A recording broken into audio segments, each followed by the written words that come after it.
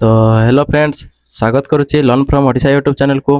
आशा करुच्ची समस्ते भलरे थे। आज तुम नहीं आसी टॉप 100 एमसीक्यू जो गुड़ा एवं एग्जाम रे पढ़ुची आमे क्विक रिविजन करवा। आ सांग मैंने मु तुम ओडिया व्याकरण गोटे सीरीज स्टार्ट करुच्ची जोड़ा आज प्रथम क्लास रही। सीरीज नाम रही one touch get success. One touch get success. तो फ्रेंड्स, एग्जाम पाखे आसलानी, आमे कम समय केमिति अधिक क्वेश्चन डिस्कशन करवा, यह आमर प्रधान कौन लक्ष्य। तो आउ डेरी नक सेशन को स्टार्ट करवा।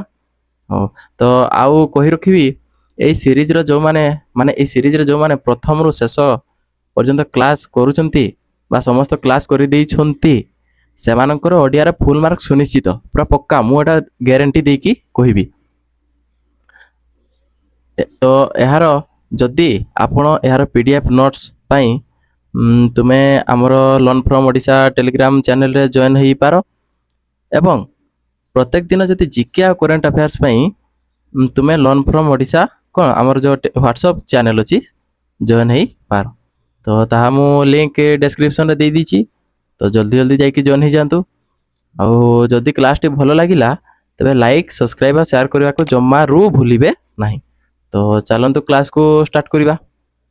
तो ये दिखाई कौन quick revision top 100 Odia grammar MCQ आज रहिबो क्लास 1। तो ये पिले मोस्ट इम्पोर्टेंट। तो ये आम सीरीज ना one touch get success. One touch get success series ना। तो चलो स्टार्ट करवा। तो प्रथम क्वेश्चन रही ओडिया भाषा रे केतोटी स्वरवर्ण थाए पिले केतोटी थाए 8टी स्वरवर्ण थाए। तापर देखिबा 2 नंबर तालबेश मूर्धन्य स दंत स ह एगुडा को की वर्ण कहा जाए एमान को अंतस्थ वर्ण कहा जाए। नहीं नहीं sorry sorry sorry sorry sorry उष्म वर्ण कहा जाए। पिले उष्म वर्ण कहा जाए मन रखिबो पिले उष्म वर्ण कहा जाए। तालबेश मूर्धन्य स दंत स ह एगुडा को उष्म वर्ण कहा जाए। तापर 3 नंबर आसीबो बागदेवी रो सठिक संधि विच्छेद कौन हबो। ताले बागदेवी रो सठिक संधि विच्छेद करे कौन हबो ये हबो ऑप्शन नंबर 3 नंबर हबो बी जेटा बाक युक्त देवी। बारंबार परीक्षा रे पडुची बाक युक्त देवी। उन्नति उन्नति रो संधि विच्छेद करले कौन हबो। उन्नति रो संधि विच्छेद करले कौन हबो पिला जल्दी कह। उत युक्त नति। ये उत युक्त नति ताले हमर हबो ऑप्शन नंबर ए उत युक्त नति। तापर आसीबो सॉरी तापर आसीबो क्वेश्चन नंबर 5 नयन। नयन रो सठिक संधि विच्छेद करले कोन हबो नयन। 5 नंबर आसीबो ने युक्त न नयन। ने युक्त न नयन। ने युक्त न नयन।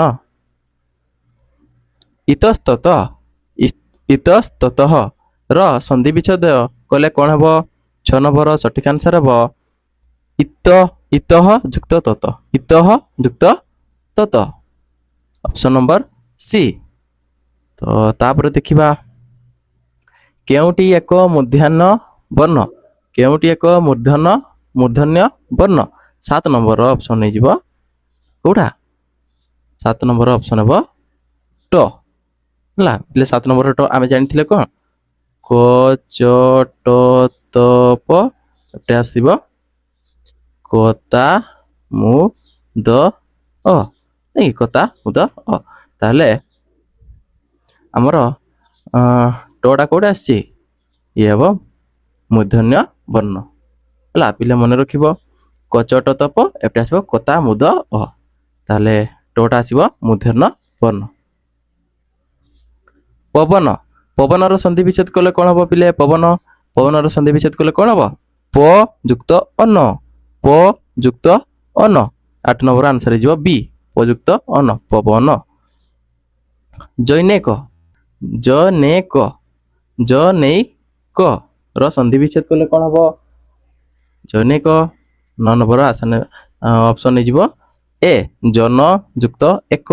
जन युक्त एक हबो हमर कोन जैनेक जन युक्त एक नरे लागिदेले नई हिजो ତ ତାପରେ ଦେଖିବା ଓଡ଼ିଆ ବ୍ୟଞ୍ଜନ ବର୍ଣ୍ଣରେ ବର୍ଗୀୟ ବ୍ୟଞ୍ଜନ ସଂଖ୍ୟା କେତୋଟି? ତାହେଲେ ଆମର ଯେଉଁ ଓଡ଼ିଆ ବ୍ୟଞ୍ଜନ ବର୍ଣ୍ଣ ରହିଛି ସେଇ ଭିତରୁ ବର୍ଗୀୟ ବ୍ୟଞ୍ଜନ ସଂଖ୍ୟା କେତୋଟି? ତ 10 ନମ୍ବର ଆନ୍ସର ହେଇଯିବ ଆମର ଅପସନ୍ ନମ୍ବର ବି। ଏଇଟା 25ଟି ଆମର ରହିଛି କ'ଣ? ବର୍ଗୀୟ ବ୍ୟଞ୍ଜନ ବର୍ଣ୍ଣ। ଅପସନ୍ ନମ୍ବର ବି। ତାପରେ ଦେଖିବା ଉଇ। ଇ କେଉଁ ପ୍ରକାର ଶବ୍ଦ? ଇ କେଉଁ ପ୍ରକାର ଶବ୍ଦ? ହେଲା ଆମର ତହିଁରୁ ଉଦ୍ଭବ ତଦ୍ଭବ। ତହିଁରୁ ଉଦ୍ଭବ ତଦ୍ଭବ। ଇଏ ଆମର ଗୋଟେ ସାଂସ୍କୃତିକ ଶବ୍ଦ ଯେଉଁଟା ଆସିଛି ଡିରାଇଭ୍ ଫ୍ରମ୍ ସାଂସ୍କ୍ରିଟ କ'ଣ? ଉପଦିକା। ହେଲା ପିଲେ ମନେ ରଖିବ। ତାପରେ ଟେବୁଲ। ଟେବୁଲ କେଉଁ ପ୍ରକାର ଶବ୍ଦ? ପିଲେ ମନେ ରଖିବ ଟେବୁଲ ଏକ ଇଂରାଜୀ ଶବ୍ଦ। ଟେବୁଲ ଏକ ଇଂରାଜୀ ଶବ୍ଦ। ତାପରେ ଦେଖିବା ଆଲମାରି। ଆଲମାରି। ଆଲମାରି ଏକ କେଉଁ ପ୍ରକାର ଶବ୍ଦ? ଆମର ଆଲମାରି କେଉଁ ପ୍ରକାର ଶବ୍ଦ? ସିଏ ଆସିବ ପର୍ତ୍ତୁଗୀଜ। ପିଲେ ମନେ ରଖିବ ପର୍ତ୍ତୁଗୀଜ ଶବ୍ଦ ହେଲା ଆମର ଆଲମାରି। ହାଟ କେଉଁ ପ୍ରକାର ଶବ୍ଦ? ଏଇଟା ଆମର ଦେଶୀ ଶବ୍ଦ ନାଇଁ କି? ହାଟ ଆମର କେଉଁ ଶବ୍ଦ? ଇଏ ହେବ ଆମର ଦେଶଜ ଶବ୍ଦ। ଇଏ ହେଲା ଆମର ଦେଶଜ ଶବ୍ଦ ହାଟ। ସଂସ୍କୃତ ଶବ୍ଦର ଅବିକଳ ରୂପ ଓଡ଼ିଆରେ ବ୍ୟବହୃତ ହେଲେ ତାହାକୁ କ'ଣ କୁହାଯାଏ? ତାହେଲେ ସଂସ୍କୃତ ଶବ୍ଦର ଅବିକଳ ରୂପ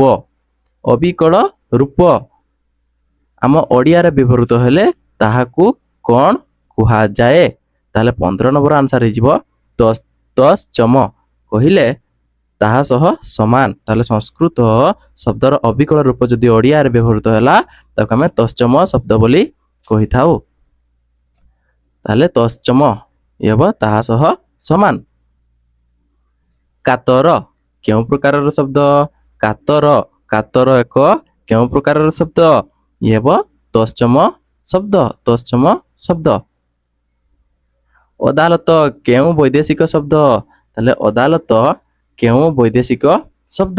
ଇଏ ହେଲା ମନେ ରଖିବ ପିଲେ ଆରବୀ ଶବ୍ଦ। ଅଦାଲତଟା ଗୋଟେ ଆରବୀ ଶବ୍ଦ।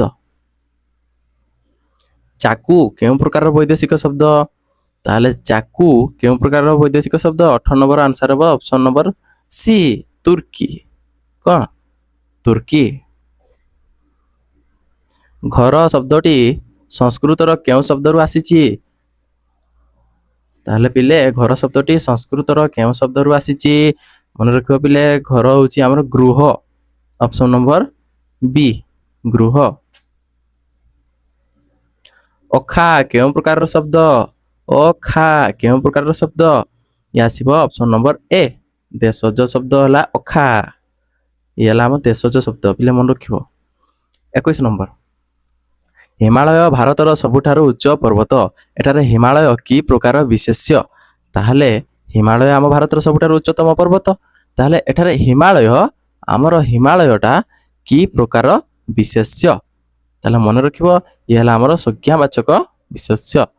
ଇଏ ଆମର ସଂଜ୍ଞାବାଚକ ବିଶେଷ୍ୟ ବା ସଂଜ୍ଞାବାଚକକୁ ଆମେ କ'ଣ କହିବା? ନାମବାଚକ ବିଶେଷ୍ୟ। ହିମାଳୟଟା ଗୋଟେ ନାଁକୁ ବୁଝାଉଛି। ତାହେଲେ ଇଏ ମନେ ରଖିବ ନାମବାଚକ ବିଶେଷ୍ୟ। ନାମବାଚକ ବା ସଂଜ୍ଞାବାଚକ ବିଶେଷ୍ୟ। ନାଁକୁ ବୁଝାଉଛି ହିମାଳୟ, ଗଙ୍ଗା ଏଗୁଡ଼ା ସବୁ ନାଁକୁ ବୁଝାଉଛି। ତାପରେ ଆସିବ 22 ନମ୍ବର ଦରିଦ୍ରତା ଜୀବନର ଅଭିଶାପ। ଏଠାରେ ଦରିଦ୍ରତା କି ପ୍ରକାର ପଦ? ତାହେଲେ ଦରିଦ୍ରତା ଏଠାରେ କେଉଁ ପ୍ରକାର ପଦ? ତାହେଲେ 22 ନମ୍ବର ଆନ୍ସର ହେଇଯିବ ଇଏ ଆମର ଗୁଣ ଅବସ୍ଥାକୁ ବୁଝାଉଛି ଦରିଦ୍ରତା। ସେ କେଉଁ ଅବସ୍ଥାରେ ଅଛି? ସିଏ ଦରିଦ୍ର ଅବସ୍ଥାରେ ଅଛି। ତାହେଲେ ଇଏ ଆମର ଗୁଣ ଅବସ୍ଥାକୁ ଯେହେତୁ ବୁଝାଉଛି ସିଏ ହେଇଯିବ ଗୁଣବାଚକ ବିଶେଷ୍ୟ। ତାପରେ ଧୀରେ ଧୀରେ ପବନ ବହୁଛି। ତାହେଲେ କିପରି ପବନ ବହୁଛି? ଧୀରେ ଧୀରେ ପବନ ବହୁଛି। ତାହେଲେ ଇଏ କି ପ୍ରକାର ପଦ? ତାହେଲେ 23 ନମ୍ବର ଆନ୍ସର ହେଇଯିବ ଅପସନ୍ ନମ୍ବର ବି କ୍ରିୟା ବିଶେଷଣ। କେମିତି ବହୁଛି? ଧୀରେ ଧୀରେ। ତାହେଲେ ହେଇଯିବ ଧୀରେ ଧୀରେ ବହିବା ଆମର କ୍ରିୟା ବିଶେଷଣ ପଦ। ବୋଉ ମୋତେ ଖାଇବାକୁ ଦେଲା। ତାହେଲେ କିଏ ଦେଲା? ବୋଉ ମୋତେ ଖାଇବାକୁ ଦେଲା। ରେଖାଙ୍କିତ ପଦଟି କି ପ୍ରକାର କ୍ରିୟା? ତାହେଲେ 24 ନମ୍ବର ଆନ୍ସର ମୋତେ କୁହ ଦେଖିଆ। 24 ନମ୍ବର ଆନ୍ସର କ'ଣ ହେବ? ଇଏ ହେବ ବୋଉ ମୋତେ ଖାଇବାକୁ ଦେଲା। ଏଇ ଯେଉଁ ଖାଇବାକୁ ରେଖାଙ୍କିତ ପଦ କହିଲେ ଖାଇବାକୁ। ତାହେଲେ ଖାଇବାକୁ ଇଏ ଆମର କେଉଁ ପ୍ରକାର କ୍ରିୟା? ତାହେଲେ ଖାଇବାକୁ ପିଲେ ମନେ ରଖିବ 24 ନମ୍ବର ଆନ୍ସର ହେଇଯିବ ଅପସନ୍ ନମ୍ବର ବି ଅସମାପିକା କ୍ରିୟା। ଏଇ ଯେଉଁ ଆମର ଅସମାପିକା କ୍ରିୟା। 25 ନମ୍ବର, ଯେଉଁମାନେ ପରିଶ୍ରମ କରନ୍ତି ସେମାନେ ସଫଳ ହୁଅନ୍ତି। ନିଶ୍ଚିତ ଯେଉଁମାନେ ପରିଶ୍ରମ କରିବେ ସେମାନେ ସଫଳ ହେବେ। ତାହେଲେ ଏଠାରେ ଯେଉଁମାନେ ସେମାନେ କି ପ୍ରକାର ସର୍ବନାମ? ତାହେଲେ ଯେଉଁମାନେ ସେମାନେ କି ପ୍ରକାର ସର୍ବନାମ? 25 ନମ୍ବର ଅପସନ୍ ହେଇଯିବ କୋଉଟା?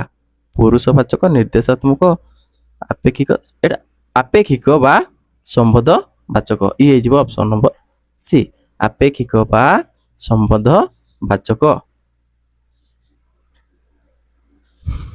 ତାପରେ ଦେଖିବା, ରାମ ଓ ହରି ବିଦ୍ୟାଳୟକୁ ଗଲେ। କିଏ କିଏ ଗଲେ? ରାମ ଓ ହରି ବିଦ୍ୟାଳୟକୁ ଗଲେ। ଏଠାରେ ଓ କି ପ୍ରକାର ଅବ୍ୟୟ? ତାହେଲେ ରାମ ଓ ହରି, ରାମ ଓ ହରି। ତାହେଲେ 26 ନମ୍ବର ଆନ୍ସର ହେଇଯିବ ବି। ଇଏ ଆମ ସଂଯୋଜକ ଅବ୍ୟୟ। ଏ ଆମକୁ ଦିଟା ପଦକୁ ଯୋଗ କରିଛି, ସଂଯୋଜକ ଅବ୍ୟୟ। ପିଲା ମନେ ରଖ, ସଂଯୋଜକକୁ ସମୁଚୟୀ ମଧ୍ୟ କୁହାଯାଏ। ତାହେଲେ ମନେ ରଖିବା ସଂଯୋଜକ ଅବ୍ୟୟ, ଅପସନ୍ ନମ୍ବର ବି। ଲୋଭୀ ବ୍ୟକ୍ତି ସବୁବେଳେ କଷ୍ଟ ପାଏ। ତାହେଲେ ଲୋଭୀ ବ୍ୟକ୍ତି ସବୁବେଳେ କଷ୍ଟ ପାଏ। ଲୋଭୀ କି ପ୍ରକାର ପଦ? 27 ନମ୍ବର ଆନ୍ସର କ'ଣ ହେବ ପିଲା ଜଲ୍ଦି କୁହ? ଲୋଭୀ କେଉଁ ପ୍ରକାର ପଦ ହେଇଯିବ? ଅପସନ୍ ନମ୍ବର ୟା ବିଶେଷଣ ପଦ। ଲୋଭୀ ଏକ ବିଶେଷଣ ପଦ, ଅପସନ୍ ନମ୍ବର ବି।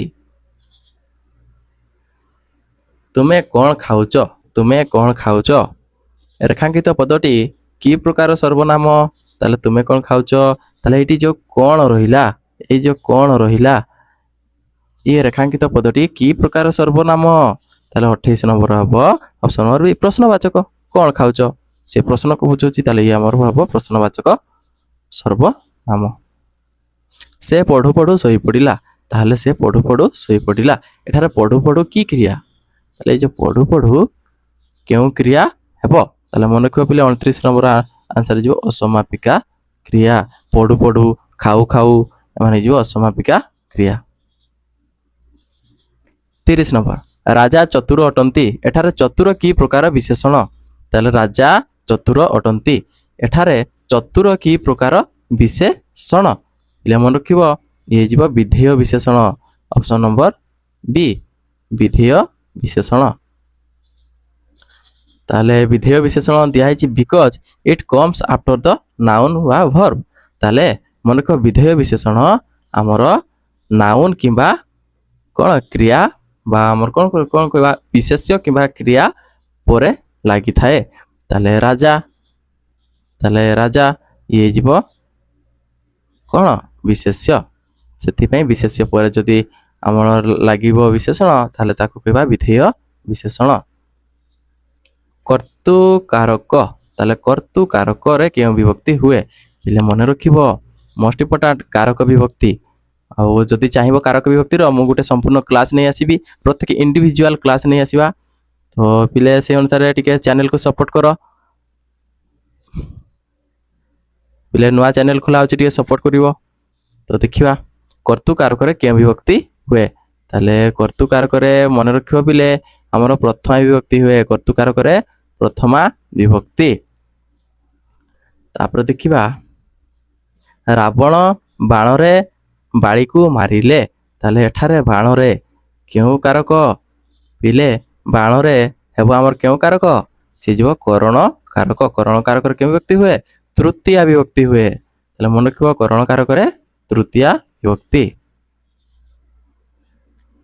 ରାଜା ଦରିଦ୍ରଙ୍କୁ ବସ୍ତ୍ର ଦେଲେ। ଦାନ କରିବା ଅର୍ଥରେ କ'ଣ?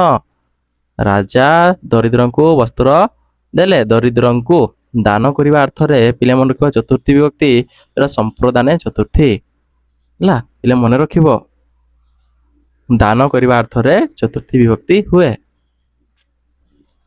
ସମ୍ପ୍ରଦାନ କାରକରେ ଚତୁର୍ଥୀ ବିଭକ୍ତି। ତାପରେ ଦେଖିବା 35, ଗଛରୁ ପତ୍ର ପଡ଼ିଲା। ତାହେଲେ ଗଛରୁ ପତ୍ର ପଡ଼ିଲା, ଏ ପିଲେ ଅପାଦାନ କାରକରେ ପଞ୍ଚମୀ ବିଭକ୍ତି ହେବ। ଗଛରୁ କୌଣସି ଠାରୁ ଯଦି ଆମେ ବିଚ୍ଛିନ୍ନ ହେଇଯିବ, ତାହେଲେ ସିଏ ହେଇଯିବ ଅପାଦାନ କାରକ। ସେ କ'ଣ ହେବ? ଅପାଦାନ କାରକ। ତାହେଲେ ଅପାଦାନ କାରକରେ ପଞ୍ଚମ ବିଭକ୍ତି ହୁଏ, ଅପାଦାନ କାରକରେ ପଞ୍ଚମ ବିଭକ୍ତି ହୁଏ। ତିଳରେ ତୈଳ ଅଛି। ତାହେଲେ ତିଳରେ ତୈଳ ଅଛି, ଏଠାରେ ତିଳରେ କେଉଁ ଅଧିକରଣ କାରକ? ତାହେଲେ ତିଳରେ ତୈଳ ଅଛି, ଏଠାରେ ତିଳରେ କେଉଁ ଅଧିକରଣ କାରକ ପିଲା ମନେ ରଖିବ 35 ନମ୍ବର ଅପସନ ହେଇଯିବ ଏ ସ୍ଥାନାଧିକରଣ ସ୍ଥାନାଧିକରଣ ସ୍ଥାନକୁ ବୁଝାଉଛି ତିଳରେ ଅଛି ତାହେଲେ ହେଇଯିବ ଗୋଟେ ସ୍ଥାନକୁ ବୁଝାଉଛି ତାହେଲେ ଇଏ ସ୍ଥାନାଧିକରଣ। ଜନ୍ମରୁ ଅନ୍ଧ ଜନ୍ମରୁ ଅନ୍ଧ ତାହେଲେ ଇଏ କେଉଁ ବିଭକ୍ତି କେଉଁ କାରକ କେଉଁ ବିଭକ୍ତି ହେବ ତାହେଲେ ମନେ ରଖିବ ପିଲା 36 ନମ୍ବର ଆନ୍ସର ହେଇଯିବ ଆରେ ଜନ୍ମରୁ ଅନ୍ଧ କ'ଣ କୁହାଯାଏ ଜନ୍ମରୁ ଅନ୍ଧ ଜନ୍ମାନ୍ଧ ଇଏ ପଞ୍ଚମୀ ବିଭକ୍ତି ହୁଏ ଜନ୍ମରୁ ଲାଗିଲା ରୁ ଠାରୁ ମାନଙ୍କ ଠାରୁ ତାହେଲେ ଇଏ ଆସିବ ଆମର ପଞ୍ଚମୀ ବିଭକ୍ତି ହେତୁ ଅର୍ଥେ ପଞ୍ଚମୀ ପିଲା ମନେ ରଖିବ। ବ୍ୟାଘ୍ର ଭୟ ଏହାର ବ୍ୟାସ ବାକ୍ୟ କ'ଣ ହେବ ପିଲା ବ୍ୟାଘ୍ର ଭୟ ଏହାର ବ୍ୟାସ ବାକ୍ୟ କ'ଣ ହେବ ତାହେଲେ 37 ନମ୍ବର ଅପସନ ହେଇଯିବ ଅପସନ ନମ୍ବର ବି ବ୍ୟାଘ୍ର ରୁ ଭୟ ତାହେଲେ ବ୍ୟାଘ୍ର ରୁ ଭୟ ବ୍ୟାଘ୍ର ଭୟ ଅପସନ ନମ୍ବର ବି। ପଞ୍ଚମୀ ତାହେଲେ ବ୍ୟାଘ୍ରରୁ ଭୟ ପିଲା ମନେ ରଖିବ ପଞ୍ଚମୀ ତତ୍ପୁରୁଷ ଇଏ ପଞ୍ଚମୀ ତତ୍ପୁରୁଷ ପଞ୍ଚମୀ ବିଭକ୍ତି। ତାପରେ ଦେଖିବା ସେ ସାହିତ୍ୟରେ ନିପୁଣ ଏଠାରେ ସାହିତ୍ୟରେ କେଉଁ କାରକ ଅଟେ ତାହେଲେ ସାହିତ୍ୟରେ କେଉଁ କାରକ ଅଟେ ରେ ସାହିତ୍ୟରେ କେଉଁ କାରକ ଅଟେ ତାହେଲେ 38 ନମ୍ବର ଆନ୍ସର ହେଇଯିବ ବିଷୟାଧିକରଣ ତାହେଲେ ସାହିତ୍ୟରେ ବିଷୟକୁ ବୁଝାଉଛି ସିଏ ଗୋଟେ ବିଷୟାଧିକରଣ।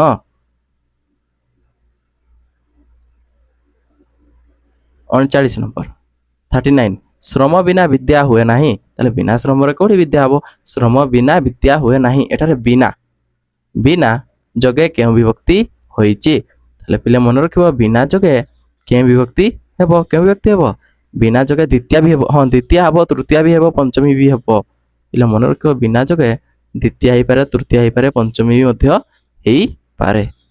ତାହେଲେ ଯଦି ଆମେ ଦ୍ୱିତୀୟ ବିଭକ୍ତି କହିବା ଶ୍ରମ ବିନା ଯଦି ଦ୍ୱିତୀୟ ବିଭକ୍ତି କହିବା ଶ୍ରମ ବିନା ତୃତୀୟ ବିଭକ୍ତି ଯଦି କହିବା ଶ୍ରମେଣ ବିନା ହେବ ତୃତୀୟ ବିଭକ୍ତି ଶ୍ରମାତ୍ ବିନା ହେବ ପଞ୍ଚମୀ ବିଭକ୍ତି। ହେଲେ ଓଡ଼ିଆ ସଂସ୍କୃତ ପାଖାପାଖି କ'ଣ କହିବି ପରିପୂରକ।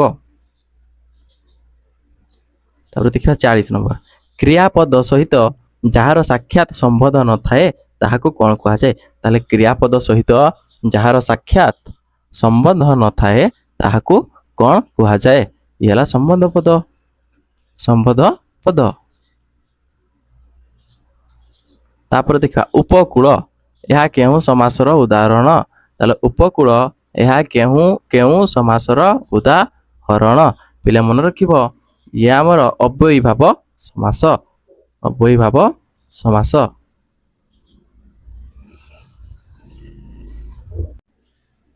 ତ ତାପରେ ପିଲା ଦେଖିବା 42 ନମ୍ବର ପଞ୍ଚବଟୀର ସମାସ ନିରୂପଣ କର ତାହେଲେ 42 ନମ୍ବର ସଠିକ ଆନ୍ସର ହେଇଯିବ ଅପସନ ନମ୍ବର ଏ ଗୋଟେ ପଞ୍ଚବଟୀ ଦ୍ୱିଗୁ ସମାସ ପଞ୍ଚବଟୀ ହେବ ଦ୍ୱିଗୁ ସମାସ। ପଞ୍ଚବଟର ସମାହାର ତାହେଲେ ଦ୍ୱିଗୁ ସମାସ ପଞ୍ଚବଟର ସମାହାର ହେଇଯିବ ଦ୍ୱିଗୁ ସମାସ। ହରିହର ତାହେଲେ ହରିହର କେଉଁ ସମାସ ତାହେଲେ ମନେ ରଖିବ ଇଏ ହରି ଓ ହର ତାହେଲେ ହେଇଯିବ ଦ୍ୱନ୍ଦ୍ୱ ସମାସ।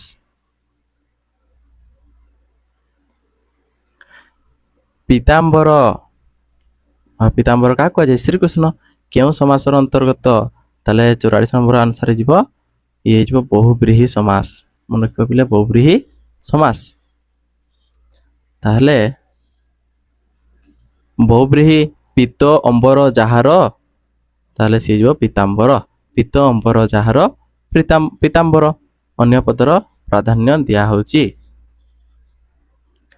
ରାଜପୁତ୍ରର ବ୍ୟାସ ବାକ୍ୟ କ'ଣ ହବ ପିଲା ରାଜପୁତ୍ରର ବ୍ୟାସ ବାକ୍ୟ କ'ଣ ହବ ତାହେଲେ ସିଏ ଯିବ ରାଜାଙ୍କ ପୁତ୍ର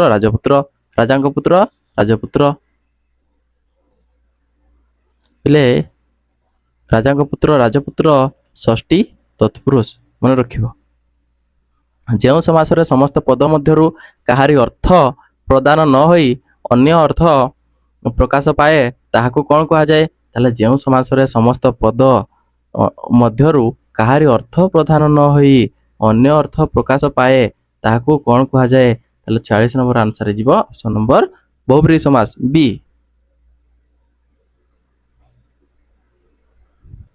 ଘନଶ୍ୟାମ କେଉଁ ସମାସର ଉଦାହରଣ? ତାହେଲେ ପିଲେ ଘନଶ୍ୟାମ କେଉଁ ସମାସର ଉଦାହରଣ? ସିଏ ଯିବ ଉପମାନ କର୍ମଧାରୟ। ଉପମାନ କର୍ମଧାରୟ ଅପସନ୍ ନମ୍ବର ବି। ଘନ ପରି ଶ୍ୟାମ ମନେ ରଖିବ ପରି ଲାଗିଲା ଘନ ପରି ଶ୍ୟାମ। ମୁଖଚନ୍ଦ୍ର ମୁଖଚନ୍ଦ୍ର କେଉଁ ସମାସ? ପିଲେ ମୁଖଚନ୍ଦ୍ର କେଉଁ ସମାସ? ତାହେଲେ ହେଇଯିବ ଆମର ଉପମିତ କର୍ମଧାରୟ। ସେଇ ଏକା ଉପମିତ କର୍ମଧାରୟ। ମୁଖ ପରି ଚନ୍ଦ୍ର ବା ମୁଖଚନ୍ଦ୍ର ସଦୃଶ ଉପମିତ କର୍ମଧାରୟ। ଉପମିତ କର୍ମଧାରୟ। ବିଦ୍ୟାଧନ ଏହାର ବ୍ୟାସ ବାକ୍ୟ କ'ଣ ହବ? ବିଦ୍ୟାଧନର ବ୍ୟାସ ବାକ୍ୟ କ'ଣ ହବ? 49 ନମ୍ବର ରାଇଟ୍ ଆନ୍ସର ହେବ ବିଦ୍ୟା ରୂପକ ଧନ। ବ୍ୟାସ ବାକ୍ୟ ପିଲେ ବିଦ୍ୟା ରୂପକ ଧନ। ରୂପକ କର୍ମଧାରୟ ବିଦ୍ୟା ରୂପକ ଧନ ରୂପକ କର୍ମଧାରୟ। ଅଧର୍ମ କେଉଁ ସମାସ? ଅଧର୍ମ ପିଲେ ଅଧର୍ମ କେଉଁ ସମାସ? ଅଧର୍ମ ହବ କେଉଁ ସମାସ? ଇଏ ଯିବ ଅପସନ୍ ନମ୍ବର ଏ। ଅଧର୍ମ ନ ଅଧର୍ମ ଅଧର୍ମ ନଂ ତତ୍ପୁରୁଷ। ନଂ ତତ୍ପୁରୁଷ ନ ହେବ ଧର୍ମ ବା ନ ଧର୍ମ ଅଧର୍ମ। 51 ନମ୍ବର ପିଲେ ସେସନଟି ଯଦି ଭଲ ଲାଗୁଥିବ ଲାଇକ୍ ସେୟାର ସବସ୍କ୍ରାଇବ୍ ଏବଂ ଚ୍ୟାନେଲଟିକୁ ଟିକେ ସପୋର୍ଟ କର ପିଲେ। ବହୁତ ଭଲ ଭଲ କଣ୍ଟେଣ୍ଟ ନେଇ ଆସିଛି ତୁମ ପାଇଁ, ତୁମେ ଚ୍ୟାନେଲକୁ ସପୋର୍ଟ କରୁନ। ହଉ 51 ନମ୍ବର ଦେଖିବା। ଧାତୁ ସହିତ ପ୍ରତ୍ୟୟ ଯୋଗ ହୋଇ ଯେଉଁ ଶବ୍ଦ ଗଠିତ ହୁଏ ତାକୁ କ'ଣ କୁହାଯାଏ? ତାହେଲେ ଧାତୁ ସହ ପ୍ରତ୍ୟୟ ଯୋଗ ହେଲେ କେଉଁ ଶବ୍ଦ ଗଠିତ ହୁଏ? ପିଲେ ମନେ ରଖିବ ଧାତୁ ସହ ପ୍ରତ୍ୟୟ ଯୋଗ ହେଲେ ଆମର କୃଦନ୍ତ ଗଠିତ ହେବ। 52 ଶବ୍ଦ ସହିତ ପ୍ରତ୍ୟୟ ଯୋଗ ହୋଇ ଯେଉଁ ନୂତନ ଶବ୍ଦ ଗଠିତ ହୁଏ ତାକୁ କ'ଣ କୁହାଯାଏ? ତାହେଲେ ଶବ୍ଦ ସହିତ ପ୍ରତ୍ୟୟ ଯୋଗ ହେଲେ ଆମେ ତାକୁ କ'ଣ କହିବା? ତାହେଲେ 52 ନମ୍ବର ହେବ ଅପସନ୍ ନମ୍ବର ବି ତଦ୍ଧିତ। ତଦ୍ଧିତ ପିଲା ମନେ ରଖିବ କୃଦନ୍ତ ତଦ୍ଧିତ। ଆମର ଧାତୁ ସହିତ ପ୍ରତ୍ୟୟ ଯୋଗ ହେଲେ କୃଦନ୍ତ, ଧାତୁ ସହ ପ୍ରତ୍ୟୟ ଯୋଗ ହେଲେ କୃଦନ୍ତ, କିନ୍ତୁ ଶବ୍ଦ ସହିତ ପ୍ରତ୍ୟୟ ଯୋଗ ହେଲେ ତଦ୍ଧିତ। ତାହେଲେ ଶବ୍ଦ ସହ ପ୍ରତ୍ୟୟ ଯୋଗ ହେଲେ ତଦ୍ଧିତ। ପିଲେ କୁଇକ୍ ରିଭିଜନ୍ କରୁଛେ, ନହେଲେ ଆଉ ଟିକେ ପଢ଼େଇ ଦେଇଥିଲେ ଭଲ ହେଇଥାନ୍ତା। ତାର ନୂଆ କ୍ଲାସ୍ ଗୋଟେ ନେଇ ଆସିବା କୃଦନ୍ତ ତଦ୍ଧିତର। ଦାଶରଥୀ ଶବ୍ଦଟି କେଉଁ ପ୍ରତ୍ୟୟ ଯୋଗରେ ଗଠିତ? ତାହେଲେ ଦାଶରଥୀ ଶବ୍ଦଟି କେଉଁ ପ୍ରତ୍ୟୟ ଯୋଗରେ ଗଠିତ? ତାହେଲେ 53 ନମ୍ବର ଆନ୍ସର ହେବ ଅପତ୍ୟ ଅର୍ଥରେ ଇ ହେଲା। ଦାଶରଥୀ ଇ ତାହେଲେ ଅପସନ୍ ନମ୍ବର ଏ। ଦଶରଥ ଯୁକ୍ତ ଇ ହେଇଯିବ ଆମର ଦାଶରଥୀ। ମନେ ରଖିବ ପିଲେ। ତ ତାପରେ ଦେଖିବା 54 ନମ୍ବର ଶ୍ରବଣର ପ୍ରକୃତି ପ୍ରତ୍ୟୟ କ'ଣ ହବ? 54 ନମ୍ବର ଆନ୍ସର ଦିଅ ଜଲ୍ଦି। ଶ୍ରବଣର ପ୍ରକୃତି ଓ ପ୍ରତ୍ୟୟ ନିରୂପଣ କର। 54 ନମ୍ବର ଆନ୍ସର ହେବ ଶ୍ରବଣ।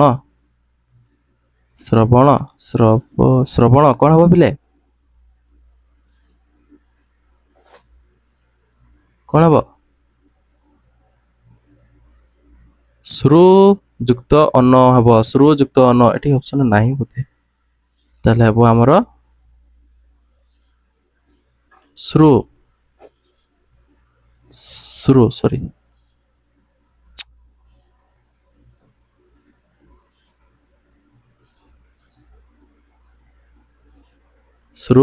ଯୁକ୍ତ ଅନ ହେବ ଆମର ଶ୍ରବଣ। ଏ ଟିକେ ମିଷ୍ଟେକ୍ ହେଇଯାଇଛି, ଏଇଟା ଟିକେ ମିଷ୍ଟେକ୍ ହେଇଯାଇଛି, ଟାଇପିଂ ମିଷ୍ଟେକ୍। ଶ୍ରୁ ଯୁକ୍ତ ଅନ ହେଲେ ମନେ ରଖିବ ଶ୍ରୁ ଯୁକ୍ତ ଅନ ଶ୍ରବଣ। ଗାୟକର ପ୍ରକୃତି ପ୍ରତ୍ୟୟ କ'ଣ ହବ? ଗାୟକର ପ୍ରକୃତି ପ୍ରତ୍ୟୟ କ'ଣ ହବ? ହେଇଯିବ ଅପସନ୍ ନମ୍ବର ଏ ଗଇ ଯୁକ୍ତ କ। ଏଇଟା ବହୁତ ସମୟ ପରୀକ୍ଷାରେ ପଡ଼େ, ଗଇ ଯୁକ୍ତ କ ଗାୟକ। ପାଞ୍ଚାଳି କେଉଁ ଅର୍ଥରେ ତଦ୍ଧିତ ପ୍ରତ୍ୟୟ ହୋଇଛି? ତାହେଲେ ପାଞ୍ଚାଳି ଅପତ୍ୟ ଅର୍ଥରେ, ବିଲେ ମନେ ରଖିବ ଅପତ୍ୟ ଅର୍ଥରେ ତ କ'ଣ ହେଇଛି? ତଦ୍ଧିତ ପ୍ରତ୍ୟୟ ହେଇଛି। ପାଞ୍ଚାଳର କନ୍ୟା ପାଞ୍ଚାଳି। ହଉ। କର୍ତ୍ତବ୍ୟର ପ୍ରକୃତି ପ୍ରତ୍ୟୟ କ'ଣ ହବ ପିଲେ? କର୍ତ୍ତବ୍ୟର ପ୍ରକୃତି ପ୍ରତ୍ୟୟ କ'ଣ ହବ? ହେଇଯିବ କ୍ରୁ ଯୁକ୍ତ ତବ କର୍ତ୍ତବ୍ୟ। କ୍ରୁ ଯୁକ୍ତ ତବ୍ୟ କର୍ତ୍ତବ୍ୟ। ଘରୁଆ ଶବ୍ଦରେ କେଉଁ ତଦ୍ଧିତ ପ୍ରତ୍ୟୟ ହୋଇଛି? ଘରୁଆ ଶବ୍ଦରେ କେଉଁ ତଦ୍ଧିତ ପ୍ରତ୍ୟୟ ହୋଇଛି? ତାହେଲେ 58 ନମ୍ବର ଆନ୍ସର ହେଇଯିବ ଅପସନ୍ ନମ୍ବର ବି ଉ ଆ ପ୍ରତ୍ୟୟ। ଉ ଆ ପ୍ରତ୍ୟୟ ହେଇଛି ପିଲେ ବହୁତ ଇମ୍ପୋର୍ଟାଣ୍ଟ।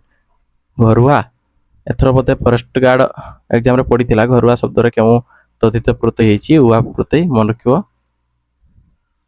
ବୋଧେ 29 ସିଫ୍ଟର 29 ତାରିଖ ପ୍ରଥମ ସିଟ୍ରେ ବୋଧେ ପଡ଼ିଥିଲା। ଘର ଯୁକ୍ତ ଉଆ ଘରୁଆ ପିଲେ ମନେ ରଖିବ, ଇଏ ପଡ଼େ ପରୀକ୍ଷାରେ। ମୁକ୍ତି, ମୁକ୍ତିର ପ୍ରକୃତି ପ୍ରତ୍ୟୟ କ'ଣ ହେବ? ମୁକ୍ତି, ତାହେଲେ ମୁକ୍ତିର ପ୍ରକୃତି ପ୍ରତ୍ୟୟ କ'ଣ ହେବ? ଜଲ୍ଦି କୁହ ପିଲେ। ତାହେଲେ ମୁଚ୍ ଯୁକ୍ତ ତି, ମୁଚ୍ ଯୁକ୍ତ ତି ବା ମୁଚ୍ ଯୁକ୍ତ ତି। ଏ ଅପସନ୍ ନମ୍ବର ଏ ମୁଚ୍ ଯୁକ୍ତ ତି। ଦୈତ୍ୟ, ଦୈତ୍ୟ ଶବ୍ଦଟିର ପ୍ରକୃତି ପ୍ରତ୍ୟୟ କ'ଣ ହେବ? ଦୈତ୍ୟ, ଦୈତ୍ୟ ହେଲା ଦିତି ଯୁକ୍ତ ୟ ଦୈତ୍ୟ। ମନେ ରଖିବ ପିଲେ ଦିତି ଯୁକ୍ତ ୟ ଦୈତ୍ୟ। ଆକାଶ କୁସୁମ ଏହି ପଳେଇ ଆସିଲା ଆମ ରୂଢ଼ି। ଆକାଶ କୁସୁମ ରୂଢ଼ିର ଅର୍ଥ କ'ଣ? ତାହେଲେ ଆକାଶ କୁସୁମ ରୂଢ଼ିର ଅର୍ଥ କ'ଣ? ବୃଥା ସପନ ବା ଅସମ୍ଭବ କଥା। ବୃଥା ସପନ ଅସମ୍ଭବ କଥା। ଆକାଶ କୁସୁମ।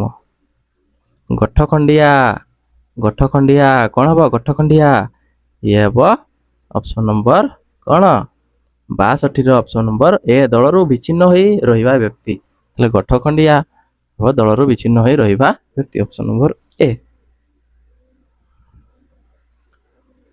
ଉପର ପଡ଼ି କହିବା, ତାହେଲେ ଉପର ପଡ଼ି କହିବା ଏ ରୂଢ଼ିର ସଠିକ୍ ଅର୍ଥ କ'ଣ ହେବ?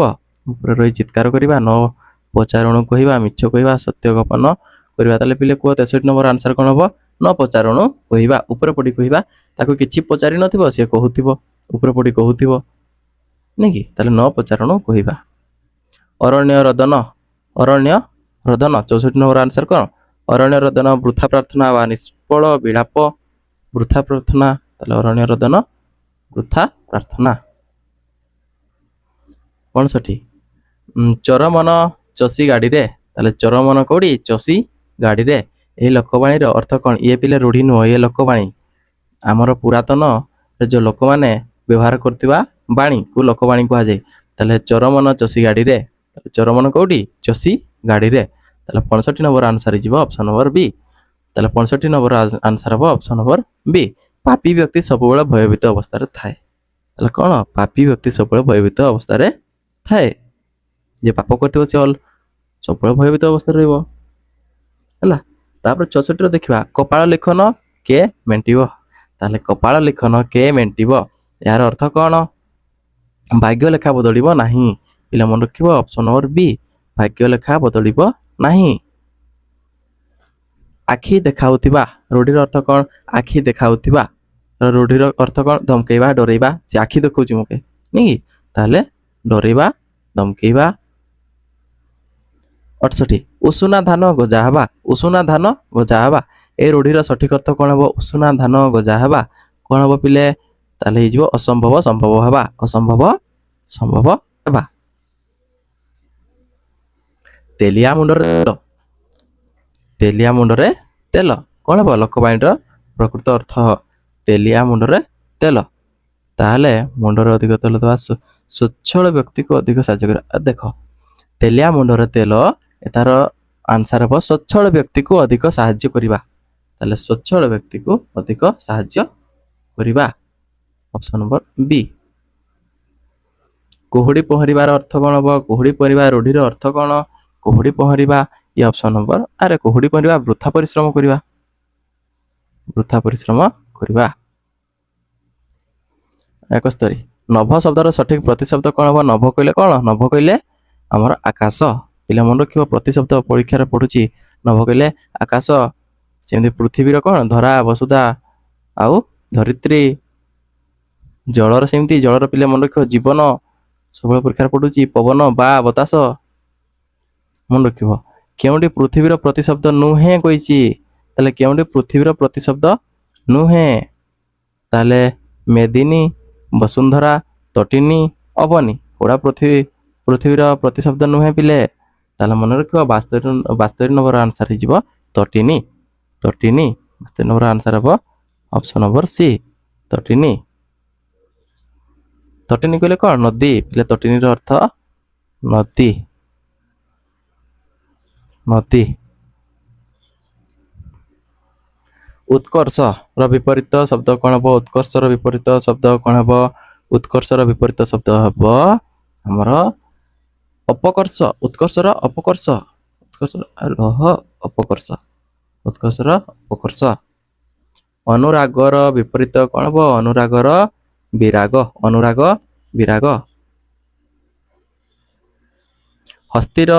ହସ୍ତିର ଏକ ପ୍ରତିଶବ୍ଦ ବାଛ। ତାହେଲେ ମନେ ରଖିବ ପିଲେ, ହସ୍ତିର ପ୍ରତିଶବ୍ଦ ମାତଙ୍ଗ। ପିଲେ ମନେ ରଖିବ, ହସ୍ତିର ପ୍ରତିଶବ୍ଦ ମାତଙ୍ଗ। ପ୍ରତିଶବ୍ଦ ପରୀକ୍ଷାରେ ପଡ଼ୁଛି। ଆଚ୍ଛା, ମାତଙ୍ଗ କହିଲେ ହସ୍ତି, ତୁରାଙ୍ଗ କହିଲେ ଘୋଡ଼ା, ତୁରାଙ୍ଗ କହିଲେ ଘୋଡ଼ା, ବିହଙ୍ଗ କହିଲେ ପକ୍ଷୀ। ତୁରାଙ୍ଗ କହିଲେ ପିଲେ ମନେ ରଖିବ ଘୋଡ଼ା, ମାତଙ୍ଗ କହିଲେ ହସ୍ତି। ଚପଳର ବିପରୀତ ଶବ୍ଦ କ'ଣ ହେବ? ଚପଳର ବିପରୀତ ଶବ୍ଦ କ'ଣ ହେବ? ଚପଳର ବିପରୀତ ଶବ୍ଦ ହେବ ଗମ୍ଭୀର। ଚପଳର ବିପରୀତ ଶବ୍ଦ ହେବ ଗମ୍ଭୀର। ଇନ୍ଦିରା। ଇନ୍ଦିରା କେଉଁ ଦେବୀଙ୍କର ପ୍ରତିଶବ୍ଦ? ତାହେଲେ କେଉଁ ଦେବୀଙ୍କର ପ୍ରତିଶବ୍ଦ ଇନ୍ଦିରା? ପିଲା 77 ନମ୍ବର ଆନ୍ସର ହେବ ଲକ୍ଷ୍ମୀ। ଲକ୍ଷ୍ମୀଙ୍କୁ ଆମେ ଇନ୍ଦିରା କହିଥାଉ। ଆବିର୍ଭାବର ସଠିକ ବିପରୀତ କ'ଣ ହେବ? ଆବିର୍ଭାବର ଆମର ବିପରୀତ ଶବ୍ଦ କ'ଣ ହେବ? 78 ଆନ୍ସର ହେବ ତିରୋଭାବ। ଆବିର୍ଭାବ ତିରୋଭାବ। ପକ୍ଷୀ। ପକ୍ଷୀର ପ୍ରତିଶବ୍ଦ କ'ଣ? ପକ୍ଷୀର ପ୍ରତିଶବ୍ଦ କ'ଣ? ପିଲା ମନେ ରଖିବ, ପକ୍ଷୀର ପ୍ରତିଶବ୍ଦ ଆମର ଖଗ। ଖଗ ହେଲା ପକ୍ଷୀର ପ୍ରତିଶବ୍ଦ। ତାହେଲେ ଦେଇଛି ଆଉ କେତୋଟି? ଖଗ। ନଗ କହିଲେ ପିଲେ ମନେ ରଖିବ ପର୍ବତ। ନଗ କହିଲେ ପର୍ବତ। ଉରଗ କହିଲେ ସାପ। ଉରଗ କହିଲେ ସାପ। ନଗ କହିଲେ ପର୍ବତ। ଗଜ କହିଲେ ହସ୍ତି। ସଂକୀର୍ଣ୍ଣ। ସଂକୀର୍ଣ୍ଣର ବିପରୀତ କ'ଣ ହେବ? ସଂକୀର୍ଣ୍ଣର ବିପରୀତ କ'ଣ ହେବ? ପ୍ରଶସ୍ତ। ସଂକୀର୍ଣ୍ଣର ପ୍ରଶସ୍ତ। ସଠିକ ବନାନଟି ବାଛ। ପିଲା ବାଛ, ସଠିକ ବନାନଟି ବାଛ। ସାର୍ବଜନୀନ। ସାର୍ବଜନୀନ କେମିତି ହେବ? ସାର୍ବଜନୀନ କେମିତି ହେବ? ନରେ ଅର୍ସିକା ନା ଦୀର୍ଘିକାର? କ'ଣ ହେବ ରେ? ନରେ ଦୀର୍ଘିକାର ହେବ। ଇଏ ଯିବ ଅପସନ୍ ନମ୍ବର ଏ, ସାର୍ବଜନୀନ। କେଉଁ ଶବ୍ଦଟି ଶୁଦ୍ଧ ରୂପରେ ଲେଖା ହେଇଛି? ତାହେଲେ ପିଲାକୁ ଆଶୀର୍ବାଦର ଶୁଦ୍ଧ ଶବ୍ଦଟି କ'ଣ ହେବ? ଆଶୀର୍ବାଦ। ତାହେଲେ ଆଶୀର୍ବାଦର ଶୁଦ୍ଧ ଶବ୍ଦଟି କ'ଣ ହେବ? ସରେ ଦୀର୍ଘିକାର। ଏଇଟା ଠିକ ଅଛି, ଅପସନ୍ ନମ୍ବର ବି, ଆଶୀର୍ବାଦ। ତାପରେ ଦେଖିବା 83 କେଉଁଟି ସଠିକ ଶବ୍ଦ? 83 କେଉଁଟି ସଠିକ ଶବ୍ଦ? ଉଜ୍ଜଳ। ଉଜ୍ଜଳ ସଠିକ ଶବ୍ଦ କୋଉଟା? ଉଜ୍ଜଳ। ଉଜ୍ଜଳ, ଜରେ ଜ ବଫଳା। ତାହେଲେ 83 ନମ୍ବର ଆନ୍ସର ହେଇଯିବ ଏ, ଉଜ୍ଜଳ। ଏମିତି ହେବ, ଉଜ୍ଜଳ। ଠିକ ଅଛି। ଶାରୀରିକର ଶୁଦ୍ଧ ବନାନଟି କ'ଣ ହେବ? ଶାରୀରିକର ଶୁଦ୍ଧ ବନାନଟି କେଉଁଟି? ଶାରୀରିକ କ'ଣ ହେବ? ଜଲ୍ଦି ପିଲେ କୁହ, ଜଲ୍ଦି ପିଲେ କୁହ। ଶାରୀରିକର ଶୁଦ୍ଧ ବନାନ ଶବ୍ଦଟି କ'ଣ ହେବ? 84ର ଅପସନ୍ ନମ୍ବର ବି, ସରେ ହଁ ଏଇଟା ଠିକ ଅଛି, ଅପସନ୍ ନମ୍ବର ବି ହେବ। ଅପସନ୍ ନମ୍ବର ହଁ ରରେ ଦୀର୍ଘିକାର ହେବ, ଶାରୀରିକ ହେବ, ଅପସନ୍ ନମ୍ବର ବି। ହଁ ଠିକ ଅଛି, ଶାରୀରିକ। ନିମ୍ନଲିଖିତ ଶବ୍ଦର ସବୁ ଶୁଦ୍ଧ ଶବ୍ଦଟି ନା ପହଞ୍ଚିଲା। ତାହେଲେ ହଉ, ଶୁଦ୍ଧ ଶବ୍ଦଟି ବାଛ। ଗୌରବତା, ସୌଜନ୍ୟତା, ସୌଜନ୍ୟ, କାର୍ପଣ୍ୟତା କୋଉଟା ହେବ ପିଲା? ଜଲ୍ଦି କୁହ। 85 ନମ୍ବର ଆନ୍ସର ହେବ ସୌଜନ୍ୟ। ଠିକ ଅଛି, ସୌଜନ୍ୟ ଠିକ ଅଛି। ସୌଜନ୍ୟତା କହିବା ଭୁଲ, କେବଳ ସୌଜନ୍ୟ କିମ୍ବା ସୁଜନତା ଶୁଦ୍ଧ। ତାହେଲେ ସୌଜନ୍ୟ କହିବ, ନହେଲେ ସୁଜନତା କହିବ। ସୌଜନ୍ୟତାଟା ଆମର ଭୁଲ ତାକି ପିଲେ ମନେ ରଖିବ।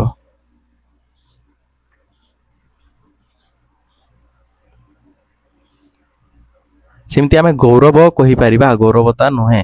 କାର୍ପଣ୍ୟ କହିପାରିବା, କାର୍ପଣ୍ୟତା ନୁହେଁ। କେଉଁ ବନାନଟି ଠିକ? ମୁମୂର୍ଷୁ। ଇଏ ପିଲା very very important, most important, very important. 86 number answer କ'ଣ ହେବ ପିଲେ? ଜଲ୍ଦି କୁହ। ମୁମୂର୍ଷୁ, ମୁମୂର୍ଷୁ, ମୁମୂର୍ଷୁ, ମୁମୂର୍ଷୁ କ'ଣ ହେବ? ଅପସନ୍ ନମ୍ବର ଏ ହେବ, ମୁମୂର୍ଷୁ। ଦେଖ ପିଲେ ଭଲସେ ମନେ ରଖିବ, ମୁମୂର୍ଷୁ କେମିତି ଲେଖା ହେଉଛି? ମୁମୂର୍ଷୁ। ତାପରେ ଦେଖିବା ଶୁଦ୍ଧ ଶବ୍ଦଟି ବାଛ। ଶୁଦ୍ଧ ଶବ୍ଦଟି ବାଛ। ଅଦ୍ୟାପି, ଅଦ୍ୟାବଧି, ଅଦ୍ୟାପିଧି, ତାହେଲେ ଏ ଓ ବି, ତାହେଲେ ଏଠି ଆମର ଦୁଇଟା ଦେଇଛି ଏ ଓ ବି, କେଉଁଟା ତାହେଲେ ଶୁଦ୍ଧ ଶବ୍ଦ ହେବ ଜଲ୍ଦି ପିଲେ କୁହ। 87 ନମ୍ବର ଆନ୍ସର କ'ଣ ହେବ? ଅଦ୍ୟାପି, ଅଦ୍ୟାବଧି, ତ ଅଦ୍ୟାପି ଅଦ୍ୟାବଧି ଦୁଇଟା, ଅଦ୍ୟାପିଧି ହେବନି, ତାହେଲେ ଦୁଇଟା ଆନ୍ସର ଠିକ୍ ହେବ ରେ, ଅଦ୍ୟାପି ଅଦ୍ୟାବଧି। ତାହେଲେ ଏଇ ଯେଉଁ ଆମର ଅପସନ୍ ନମ୍ବର ଡି ଦେଇଛି ଏ ବି ଉଭୟ। ଭୌଗୋଳିକ, ଭୌଗୋଳିକର ଶୁଦ୍ଧ ରୂପ କ'ଣ ହେବ? ଭୌଗୋଳିକ, ଭୌଗୋଳିକର ଶୁଦ୍ଧ ରୂପ କ'ଣ ହେବ? ହେଲେ ଭୌଗୋଳିକ,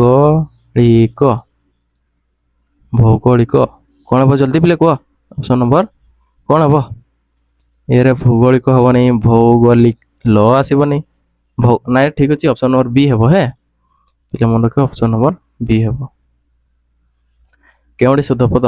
ଧନ୍ୟବାଦ, ଧନ୍ୟବାଦ, ଧନ୍ୟବାଦ, ଧନ୍ୟବାଦ, ଏ ଯେଉଁ ଆମର ଅପସନ୍ ନମ୍ବର 89ର ଏ, ଧନ୍ୟବାଦ, ଧନ୍ୟବାଦ ପିଲା, ଧନ୍ୟବାଦ।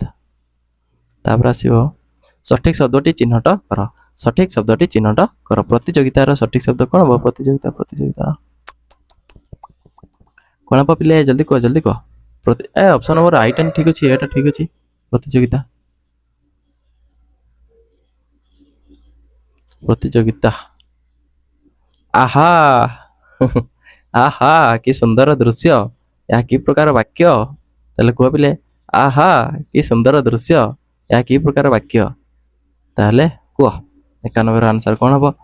ବିସ୍ମୟ ସୂଚକ, ଆହା ଆହା, ଇଏ ହେବ ଆମର ବିସ୍ମୟ ସୂଚକ ବାକ୍ୟ। ମାତ୍ର, ମାତ୍ର ଗୋଟିଏ ସମାପିକା କ୍ରିୟା ଥିବା ବାକ୍ୟକୁ କ'ଣ କୁହାଯାଏ? ଆଚ୍ଛା, ଗୋଟେ ବାକ୍ୟରେ ଗୋଟିଏ ହିଁ ସମାପିକା କ୍ରିୟା ଥିବ, ତାହେଲେ ଆମେ ତାକୁ କ'ଣ କହିବା? ତାକୁ ସରଳ ବାକ୍ୟ କହିବା, ସିମ୍ପଲ୍। ପରସ୍ପର ସାପେକ୍ଷ ଦୁଇଟି ଖଣ୍ଡବାକ୍ୟର ସମନ୍ୱୟରେ କେଉଁ ବାକ୍ୟ ଗଠିତ ହୁଏ? ତାହେଲେ ପରସ୍ପର ସାପେକ୍ଷ ଦୁଇଟି ଖଣ୍ଡବାକ୍ୟର ସମନ୍ୱୟରେ କେଉଁ ବାକ୍ୟ ଗଠିତ ହୁଏ? ମନେ ରଖିବ ପିଲା, 93 ନମ୍ବର ଆନ୍ସର ହେଇଯିବ ଦୁଇଟି କହିଲା ପରା, ଦୁଇଟି ଖଣ୍ଡବାକ୍ୟର ସମନ୍ୱୟରେ, ତାହେଲେ ହେଇଯିବ ଆମର ଜଟିଳ ବାକ୍ୟ। ଗୋଟିଏ ସମାପିକା କ୍ରିୟା, ସରଳ ବାକ୍ୟ। 94 ବାକ୍ୟରେ ବ୍ୟବହୃତ ପଦଗୁଡ଼ିକର ପାରସ୍ପରିକ ସମ୍ବନ୍ଧକୁ କ'ଣ କୁହାଯାଏ? ଏଟାରୁ ଆଉ ତୁମେ ସାଧା କ୍ୱେଶ୍ଚିନ୍ ଜମାରୁ ପାଇବ ନାହିଁ। ତାହେଲେ ବାକ୍ୟରେ ବ୍ୟବହୃତ ପଦଗୁଡ଼ିକର ପାରସ୍ପରିକ ସମ୍ବନ୍ଧକୁ କ'ଣ କୁହାଯାଏ? କ'ଣ କୁହାଯାଏ ପିଲେ? ତାହେଲେ ଯେଉଁ ବାକ୍ୟରେ ବା ପଦରେ କ'ଣ ବାକ୍ୟରେ ଯେଉଁ ବ୍ୟବହୃତ ହେଉଛି ପଦଗୁଡ଼ିକର ପାରସ୍ପରିକ ସମ୍ବନ୍ଧ ପଦକୁ କ'ଣ କୁହାଯାଏ? ଆକାଂକ୍ଷା କହିବା, ନା ଯୋଗ୍ୟତା, ନା ଆସକ୍ତି, ନା ପଦ ବିନ୍ୟାସ? ତାହେଲେ ପିଲେ ମନେ ରଖିବ, 94ର ଆନ୍ସର ହେଇଯିବ ଯୋଗ୍ୟତା। ଆରେ ଯୋଗ୍ୟତା କହିବା ତାକୁ, ଯୋଗ୍ୟତା। 95 ବାକ୍ୟରେ ପଦଗୁଡ଼ିକର ସଠିକ୍ ସ୍ଥାନ ବିନ୍ୟାସକୁ କ'ଣ କୁହାଯାଏ? ତାହେଲେ ସଠିକ୍ ସ୍ଥାନ ବିନ୍ୟାସକୁ କ'ଣ କହିବା? ତାହେଲେ ତାକୁ ଆମେ କହିବା ଆସକ୍ତି, ଆସକ୍ତି, ଅପସନ୍ ନମ୍ବର ବି। ଓଡ଼ିଆରେ ଉପସର୍ଗ ସଂଖ୍ୟା କେତୋଟି? ପିଲେ ମନେ ରଖିବ, ଓଡ଼ିଆରେ ଉପସର୍ଗ ସଂଖ୍ୟା କେତୋଟି? ତାହେଲେ 96 ନମ୍ବର ଆନ୍ସର ହେଇଯିବ କ'ଣ ପିଲେ? ଜଲ୍ଦି କୁହ। 20ଟି, 20ଟି ପିଲେ ମନେ ରଖିଛ ନା ଉପସର୍ଗ? ପ୍ର, ପରା, ଅପ, ସମ, ନି, ଅଧି, ସୁ, ନିରୋଧ, ପରି, ପ୍ରତି, ହବ, ଅନୁ, ଦୁର୍ବି, ଅଭି, ଅତି, ଅପି, ଉପ, ଆ, ନାଇକି ପିଲେ 20ଟା ହେଲା ନାଇକି? ପ୍ର, ପରା, ଅପ, ସମ, ନି, ଅଧି, ସୁ, ନିର, ଉଦ, ପରି, ପ୍ରତି, ଅବ, ଅନୁ, ଦୁର୍ବି, ଅଭି, ଅତି, ଅପି, ଉପ, ଆ, 20ଟା ହେଲେ ମନେ ରଖିବ। 97 ପ୍ରଭାତ ହେଲା ଏବଂ ପକ୍ଷୀମାନେ ରାବ କଲେ, ଏହା କି ବାକ୍ୟ? ଏବଂ ଲଗିଛି, ପ୍ରଭାତ ହେଲା ଏବଂ ପକ୍ଷୀମାନେ ରାବ କଲେ, ତାହେଲେ 97ର ଏଇଟା କି ପ୍ରକାର ବାକ୍ୟ କହିଲ ପିଲେ? ଇଏ ଯିବ ଯୌଗିକ ବାକ୍ୟ, ଏବଂ ଲାଗିଛି ମାନେ ଯୌଗିକ ବାକ୍ୟ, ଓ ଏବଂ, ତାହେଲେ ଯିବ ଯୌଗିକ ବାକ୍ୟ।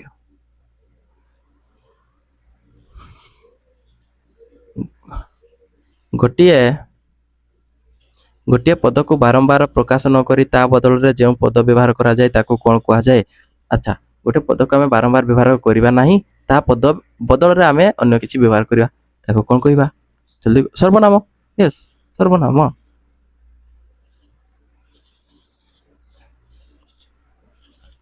ଅନୁକରଣ ଶବ୍ଦରେ ଅନୁ କି ପ୍ରକାର ପଦ? ତାହେଲେ ଅନୁକରଣ, ଏଠି ଅନୁ କି ପ୍ରକାର ପଦ ପିଲେ କ'ଣ ହେବ? ହେଇଯିବ